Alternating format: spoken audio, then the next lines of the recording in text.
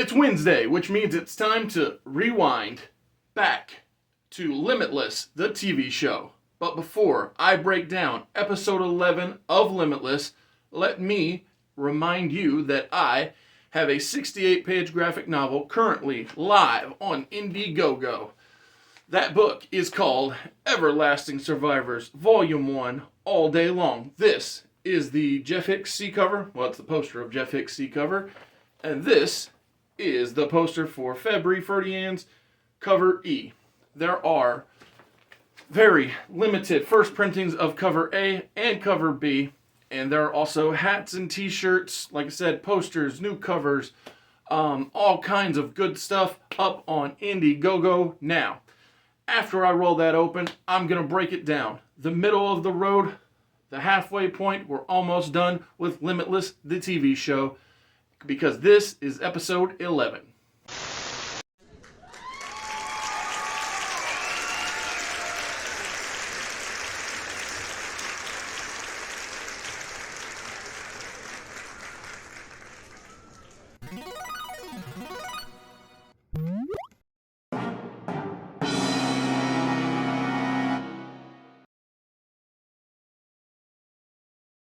Limitless, episode 11. This is your Brian on drugs. Brian keeps bugging Mike before work, but Mike is ignoring him because it's not 7 a.m. yet. When Brian finally gets a hold of Mike, I laugh out loud because Brian asks him to pick up cat food, but Mike knows that he doesn't have a cat. Brian says, yeah, but the neighbor girl has a cat and she's going out of town. And that's when Mike realizes he's going to have to feed the neighbor girl's cat. Ike, on the other hand, he's at the doctor. He is being told that his hand looks like he has leprosy. It could be due to stress, and the doctor asks him if he has anything stressful going on in his life. Brian is also trying to bother him, and when Ike answers the phone, he says, I'm at the doctor. I immediately feel like this is going to be a fun episode with the way that it has opened. When Brian gets a hold of Ike because he picked up, he tells Ike he needs him to go to the record store and get Artificial Brains, which turns out to be a band, and Brian wants their album.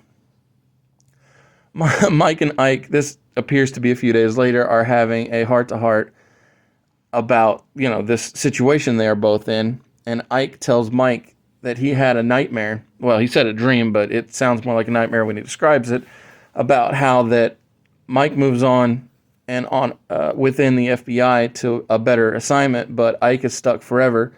And Finch starts naming every new partner Mike, even though the original Mike is gone. He said there's Asian Mike, there's white Mike, there's even a lady Mike. And, it's just a fun, crazy dream. Obviously, it's fun for us, the viewer, not Ike the character.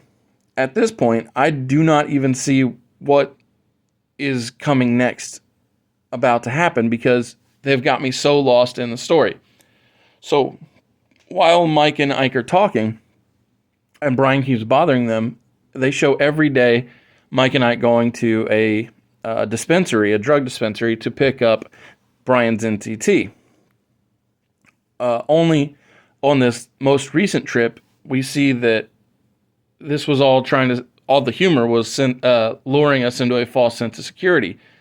Because as Mike and Ike approach the drug dispensary at this point, they see that the door has been broken into, and when they go in, Mike calls out for Evelyn, the lady who normally works the front desk, but he sees she's been shot. Ike then calls Harris on the phone, and Mike goes to run down the people who have broken in. We go straight from that great humor of Mike and Ike hanging out to this high-level action. It's just such a good example of how much this show really rocks. As the bad guy goes to shoot Mike, Ike pushes him out of the way and takes the bullet for him. Mike tells Ike it will all be okay, but really at this point I've got to ask, will it be? After the open, we see Harris coaching herself up. It seems as if she is trying to break things off with Casey. Casey is inviting Rebecca on a team vacation, like team building exercise thing, almost with his FBI SWAT friends, and so she second guesses herself. She chickens out and she doesn't break up with him. When Harris shows up at the FBI office, Brian and Mike are in Naz's office. Mike is blaming himself for what happened to Ike, about Ike getting shot, and Brian is trying to console Mike, and Mike is mad at Brian, says that he almost died today and for your stupid drug, and you can't even call him by his own name. It turns out that the drug thieves who stole the NZT didn't even know NZT existed to steal it. They went there to get oxys, but they ended up taking 6,000 NZT pills just because they happened to be there. An interesting development throughout this episode, or the early portion at least, is Brian doesn't seem as worried as the other members of the team from the FBI. Although, as the episode progresses, it seems as though it's because he's on NZT that is why he is able to keep a level head and stay cool about it all. While Harris is getting herself a cup of coffee, Brian runs down a partial plate, finds multiple vehicles that match the description, and it goes to show how valuable this drug really can be in the right hands. What it also does is it proves wrong my thought initially that Brian wasn't as concerned as the other folks. He is concerned. Like I said, he was just focused because of being on NZT. A fun development after Brian finds these leads, he asks Rebecca, he says, "Am I disrespectful?" But before she can even answer him, he starts explaining himself. He says, "Well, Mike walked away from this investigation," and she said, "Maybe he's done with your arts and crafts mission," because he's always using things to illustrate his point.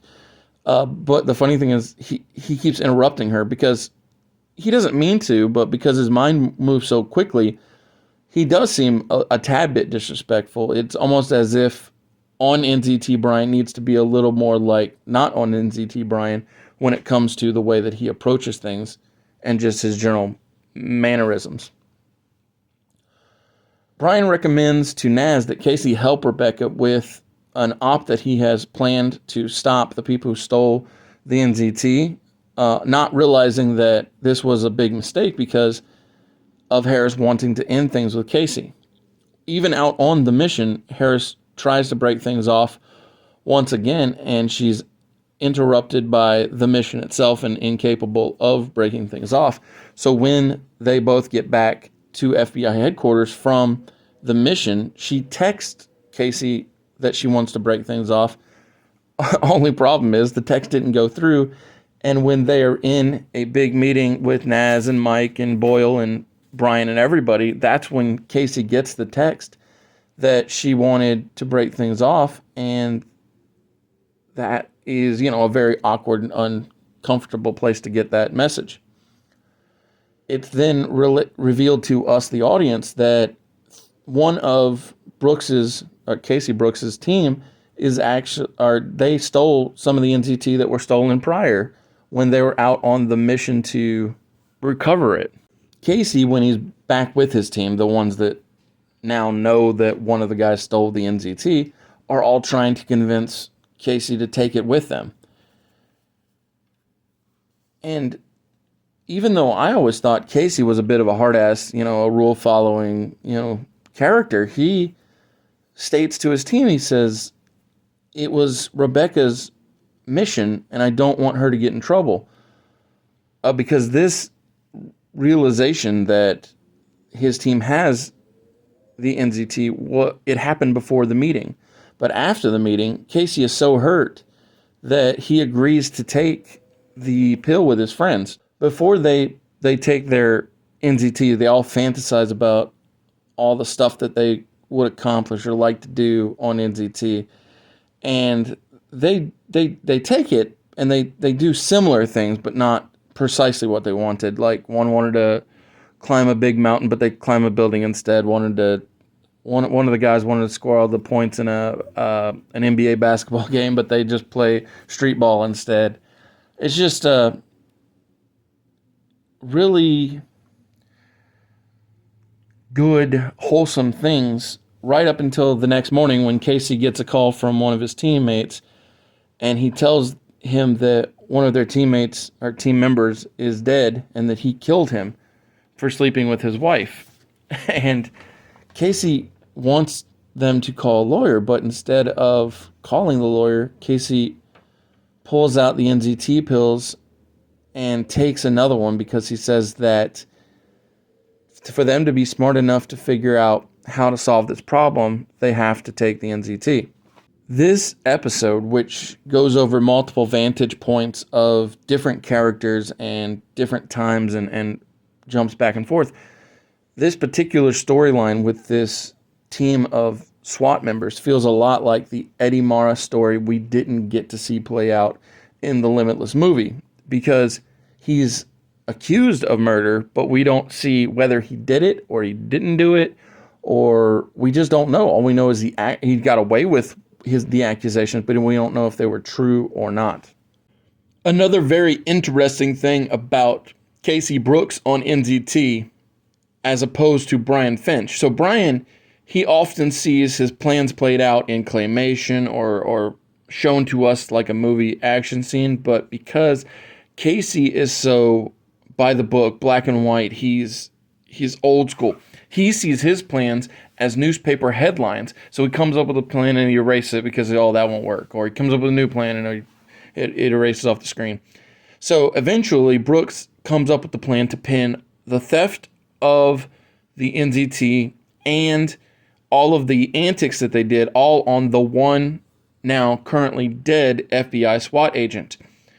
Casey is going to talk to Naz, but before he can go in there to the office, Brian stops him and says that he and Mike had gone over social media and different anomalies that could be attributed to NZT use. And it is at this point when Casey is being extra serious, extra posturous, extra everything. And I said, man, he's almost like a Terminator at this point because of how rigid he is.